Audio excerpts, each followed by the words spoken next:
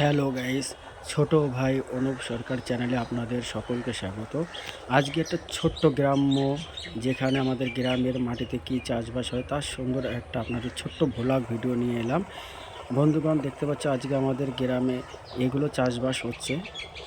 বন্ধুরা, তোমরা যদি সবাই জানো এটা কিসের ক্ষেত তাহলে অবশ্যই কমেন্ট করে জানাবে।